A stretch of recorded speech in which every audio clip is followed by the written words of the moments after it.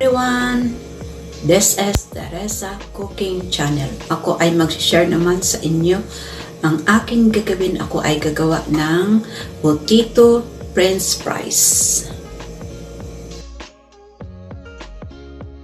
Ito, mga 10 pieces nga potato, mga medium lang kalaki niya. Yan. Tapos balatan natin. Tapos pagbalat natin, ilagay natin sa water para hindi mangitim. Mag-stir. Ayun nang ibalatan natin ito gamit ang ating peeler.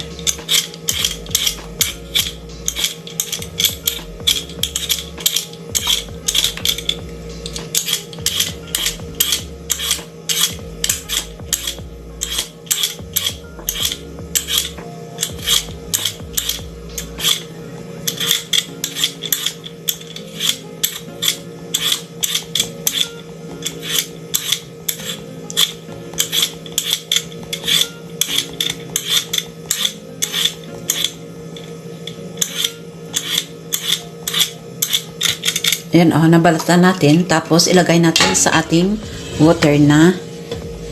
Ayan, para hindi sa mangitim dyan. Okay. Pakita ko mamaya ang finished product. Balatan ko muna lahat. Nabalatan ko na siya. Ayan.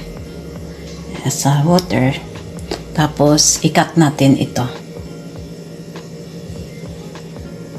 Pero kailangan natin ang water naman na malinis na cold. I-cut natin muna ito.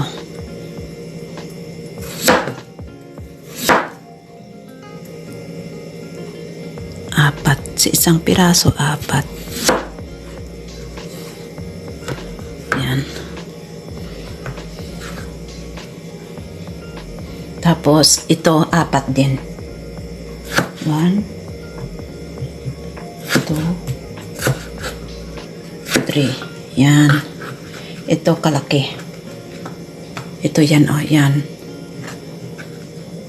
Lagay natin yan.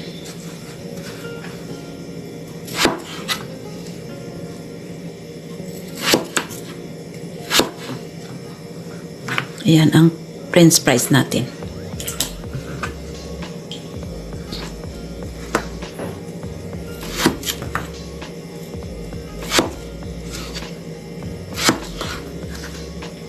Yan maganda.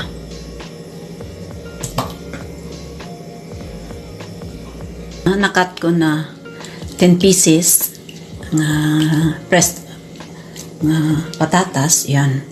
Yan ganitong size niya. Okay na to. Yan. Kasi yung dalang klaseng kulay na potato ko, may white na at saka yellow. Ganda ito. Kasi organic ito Ito organic. Yan. Pakuluan natin sa hot water nga may salt. Kulong-kulo ng water.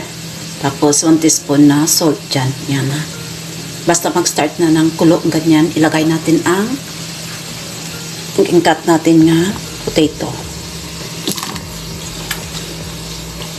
I-boil natin muna ng sa akin gawin kong 5 minutes or 4 minutes or 5. Tapos iahon para at least mag-fry tayo. Madali lang yan. Yan, mag-time na tayo ng minutes. Dali lang yan. Yan.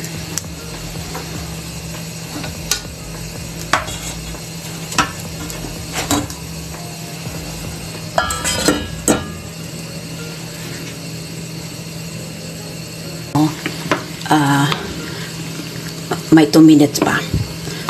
Maganda kung 5 minutes din man talaga. At least, kung i-fry natin, maganda ito.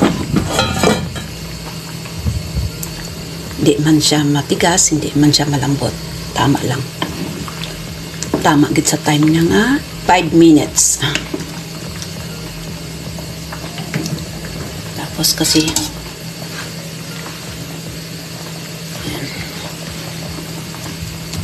Tapos sundukin natin ito, yan. Para ang water niya. Tapos ilagay natin strainer niyan. Tapos palamigin. Tsaka na lang i-fry kung gusto kumain. Pero sa akin ito iba, i-pressure ko. Oh, yan. Okay na. 5 minutes na ito. Ahon ko na siya. Basta sure nga whitey, tubig. Tapos ilagay sa strainer din ito. Yan, nga may sahog.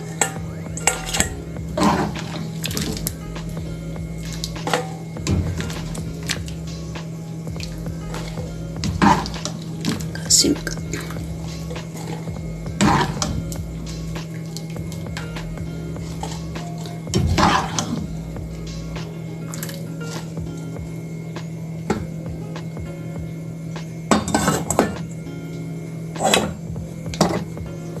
yan, ito ang ating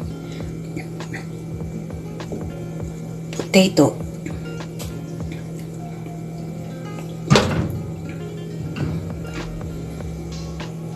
Yun, i-fry natin ang ating french fries. Ito, tapos atin ng kawali. Yan, nainit na. Maglagay tayo ng cooking oil.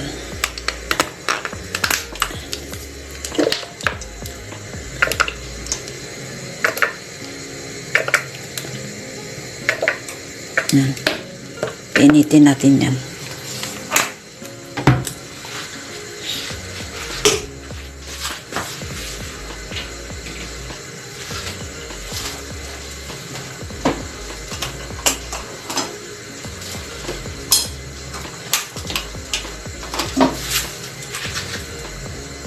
Ito na, ilagay natin, mainit na.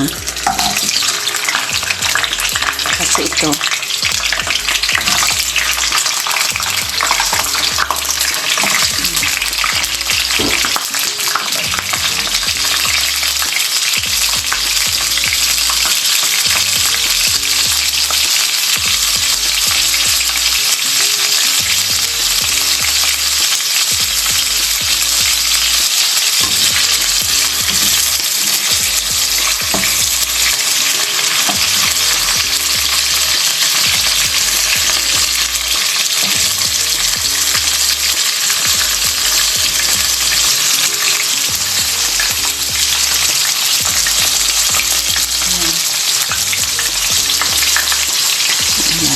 ubusin natin ito mag-fry mamaya. Ano natin ang ating finished product mamaya. I-crispy natin yan magluto. Nagluto ng ating french fries. Kunin natin na. Yan, oh. Sarap ito. Thank you for watching. Please like, subscribe, and comment. Please click notification bell para updated kayo sa aking ginaluto. God bless you all. Pagpalain kayo ng Panginoon. Bye-bye.